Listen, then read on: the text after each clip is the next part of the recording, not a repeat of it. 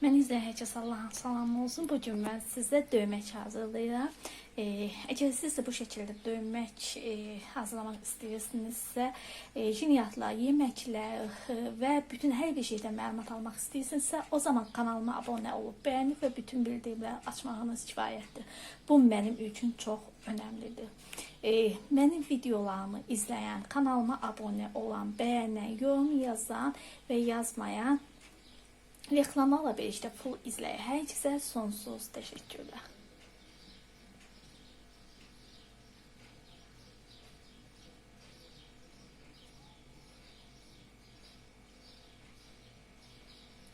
Hər kəsə Allahın salamı olsun. Bugün mən sizə döymək hazırlayacağım. Döymək üçün deməli burada albalımız, yəni gilənar, vişnə, hər bir gördük, ona görə 3 adda deyəm. Sonra alçamız var, hansı ki değmiş alça, biraz değmiş, baxın yumuşaq şəkildə olmalıdır.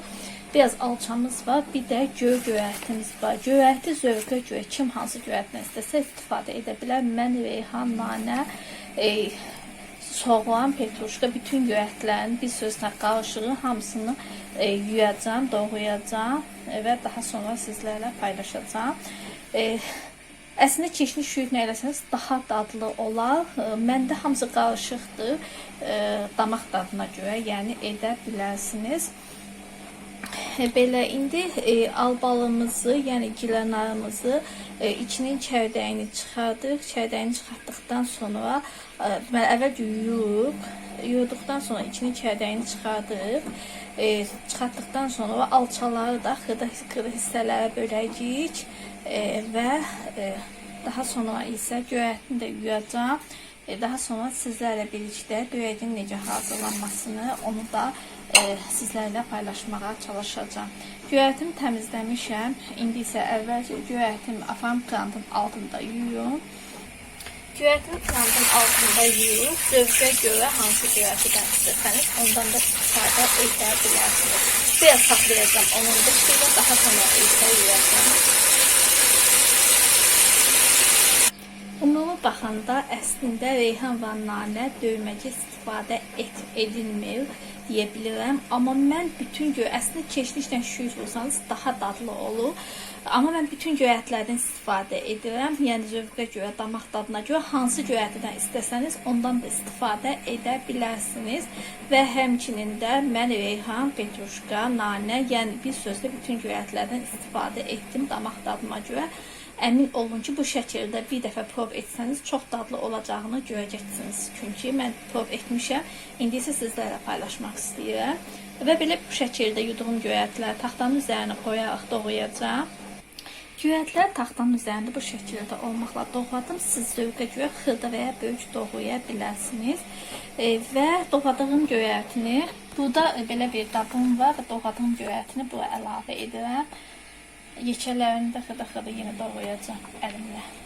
Göyərtidən qurtardıq. İndi isə keçirik vişnə, yəni gilanar, albalı və bir də alça, türklərdə ərik deyirlər. Yəni ikisini də, hər ikisini də yuyacağım. Yuduqdan sonra bunların iç hissəsini çıxardacağım. Bunu da çərdək hissəsini çıxarda bilmir, alçanı bilirsiniz. O yüzden balaca doğrayacağım. Mən həmən içinin çərdəyini çıxardıram və atıram bu şəkildə. Sonra isə xırda doğramağa çalışacağım. Burada alçamı da çox da böyük olmayan şəkildə doğramışam. Bu şəkildə baxın ikinin çərdəyini çıxartdım. Çıxartdıqdan sonra albalı, vişnə, gilanar, yəni 3 adı var. Bunun üçünü də sayıram. Daha sonra isə alça, tuş alça və yaxud da türkündə ərik desək. Bunu da bu şəkildə xırda necə istəsəniz zövqə görə doğraya bilərsiniz. Daha sonra xəmiri yoğurduğumuz kimi əlimizlə yaxşıca bu şəkildə qarışdırırıq. Yaxşı ki bunun suyu çıxmalıdır. Və yaxşı əlimizlə qarışdırırıq bu şəkildə. Əlimizlə qarışdırdıqdan sonra üzərinə biraz duz səpirik. Üzərinə birazcık duz səpirəm və yenə əlimlə yaxşı qarışdırıram.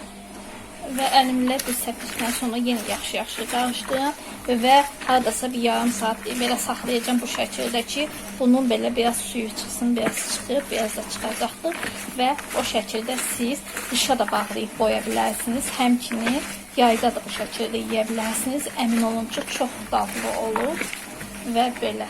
İstəyən zövqə görə limon da sıxa bilər. Mən indi sıxmayacağım çünki onsuz da 2 meyvə istə turşdu. Bir də bir şey deyim ki sizə, mən qarışıq 2 meyvədən etdim. Bunu tək alçadan və yaxud da ki, tək albaldan da etmək olar. Onu da biləsiniz. Və belə bu şəkildə ağzını örtürəm bir boşqab vasitəsilə və örtərək saxlayıram. Biraz daha suyu çıxsın və daha sonra inşallah sizlərlə görüşərək. Üzərindən hardasa yarım saat, bir saat keçdikdən sonra dövməcimiz artıq bu şəkildə hazırdır. Baxın, çox da gözəl görünür. İndi mən bunu servis edəcəm və servis olmasında da sizlərlə paylaşıram. Bunu saxlamaqda məqsədimiz həmən sizə göstərim ki, belə bir gözəl suyu çıxır. Siz bunu qışa saxlarkən suyundan da manxalara əlavə edə bilərsiniz. Amma mən bunu qış gün yox, hal-hazırda yemək üçün etmişəm. İndi servis edək və suyundan da üzərinə döşək. Suyunu göstərmək istədim xüsusilə sizlər üçün. Və artıq belə servis olunur. Siz də edin, nuş edin və nuş olsun deyirəm, nuş olsun.